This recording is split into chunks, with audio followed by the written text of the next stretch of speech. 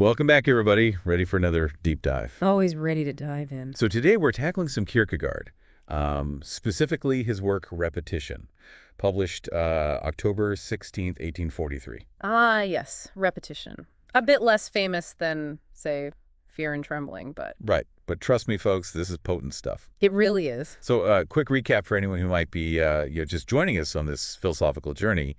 Kierkegaard, he was a master of pseudonyms. Oh, absolutely. And in Repetition, he takes on this persona, Constantine Constantius. And Constantine tells this story, right, about a guy who was trying to recreate a past experience. He goes back to a place he loved, hoping to, recapture that magic. That longing we all feel, right? To go back and relive those special moments. Exactly. But here's the thing. With Kierkegaard, it's never that simple. This isn't just about nostalgia or reminiscing. He's digging deeper, talking about finding something new in the familiar, like a fresh perspective on something we think we already know. Has that ever happened to you? You go back to a place hoping for the same feeling, but you end up experiencing it in a completely different way. All the time. It's like that saying, you can't step in the same river twice. You got it. Both you and the river have changed.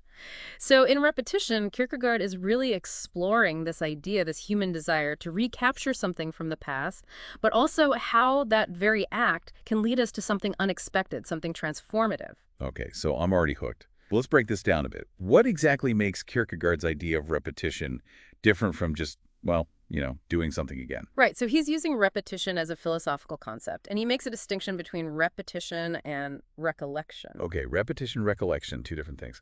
Exactly. Recollection is passive, right? It's looking back, remembering. It can be tied to nostalgia, maybe even a bit of melancholy. Like when you're flipping through old photo albums and kind of get that bittersweet feeling. Exactly.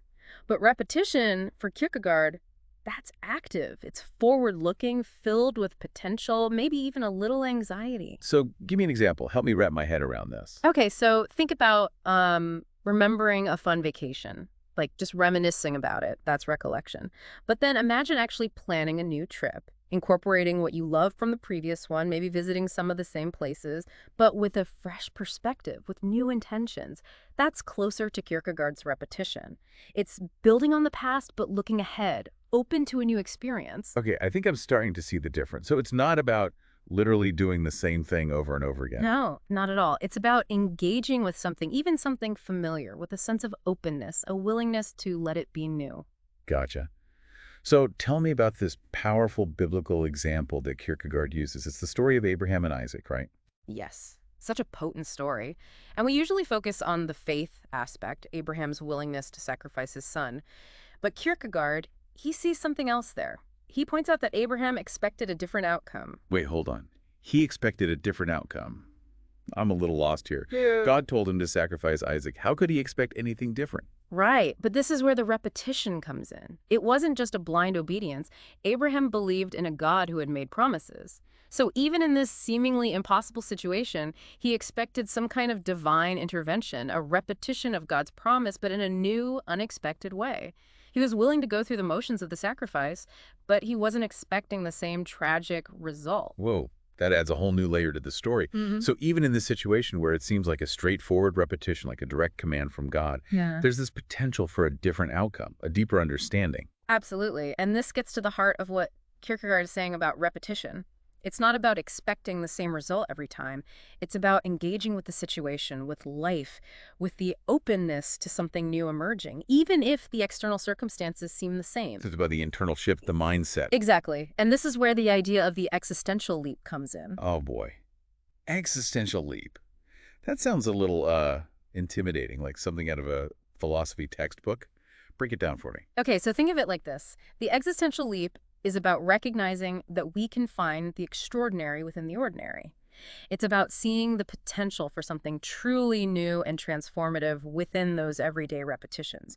It's like you go to the same coffee shop every day, order the same drink, same routine. Like clockwork. Right. But then one day, you strike up a conversation with the barista, and that simple interaction leads to a new friendship, a new perspective on your daily routine, maybe even a whole new path in life.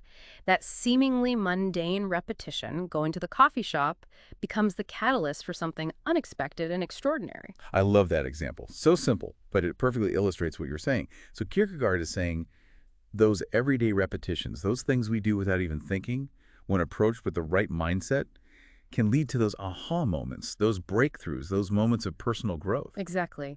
And he believed that embracing repetition in this way with a sense of openness and expectation can lead to profound personal growth, even spiritual breakthroughs. It's about engaging with life, even the familiar parts of it, with the understanding that something new, something transformative might be waiting for us just around the corner. Okay, I have to admit, when we started talking about repetition, I was a little skeptical. I mean, how exciting can repetition be, right? Yeah. But you've completely changed my perspective. So as we wrap up this deep dive, what's the one thing you really want our listener to take away from Kierkegaard's repetition? I'd say this. Don't let the familiar fool you. Don't underestimate the power of repetition. Approach those everyday repetitions, even the mundane ones, with a sense of curiosity, openness. Who knows? You might stumble upon something truly transformative. I love that.